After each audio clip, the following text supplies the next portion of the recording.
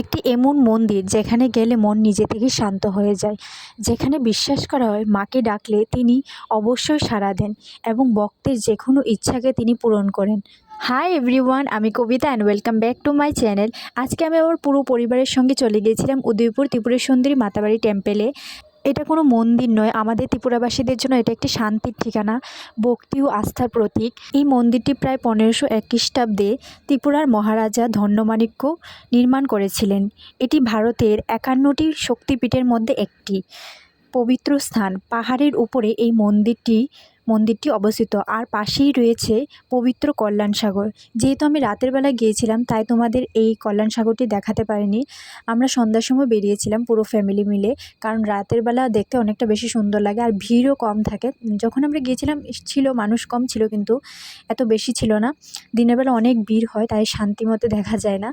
রাতে গিয়েছিলাম তাই স্থানটাও অনেক পবিত্র ছিল, আর মন ভরে মাকে দেখতে পেরেছি আর পুজো দিতে পেরেছি শান্তিতে।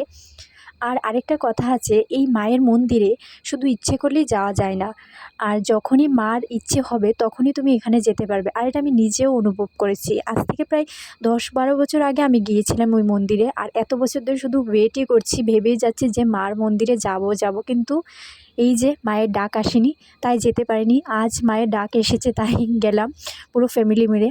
আর আরেকটা কথা যেটা হচ্ছে, এখানে প্ল্যান করে কোনোভাবেই যাওয়া যায় না, হঠাৎ তোমাকে যেতে হয়। আমাদেরও সেরকম হয়েছিল, আগের দিন হঠাৎ করে প্ল্যান হলো, পরের দিন আমরা বেরিয়ে যাই সন্ধ্যাবেলা।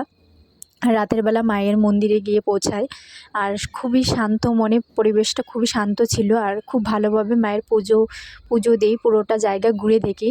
আর একটা জায়গা হচ্ছে ওই কল্যাণ সাগরটা তোমাদের দেখাতে পারিনি, কারণ রাতের বেলায় গিয়েছিলাম তাই আমরা যাইনি ওই জায়গাটাতে। আর মন্দিরটা এত শান্ত ছিল, কি বলবো তোমাদের, আমার মন পুরো শান্ত হয়ে গেছিলো। মনে হচ্ছিল মাকে দেখে আমার সব দুঃখ কষ্ট একটু একটু করে চলে যাচ্ছে। আর এই একই বিশ্বাস নিয়ে হাজারো মানুষ প্রতিদিন মায়ের মন্দিরে আসে।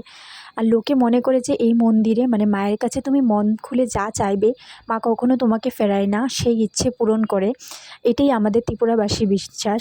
তোমরা কখনো যদি ত্রিপুরায় আসো তাহলে এই মায়ের মন্দিরে যেতে কোনোদিন ভুলো না। আরেকটি ভালো জিনিস হচ্ছে, মায়ের মন্দিরে কোনো পশু বলি দেওয়া হয় না, শুধু মায়ের প্রতিমার বিশ্বাস ভক্তিসহ মায়ের পুজো করা হয়। আর প্রতি বছর দীপাবলিতে মায়ের মেন পুজোটা হয়, তখন মন্দিরটা এত সুন্দরভাবে সাজানো হয় আর এখানে বসে মেলা, তখন প্রচুর ভিড় হয়। আজকের ব্লগটা এই পর্যন্তই। তোমাদের কাছে ব্লগটা কেমন লাগলো কমেন্ট করে জানাতে ভুলো না। আর তোমরা যদি কখনো ত্রিপুরাতে আসো তাহলে মায়ের দর্শন করতে ভুলো না।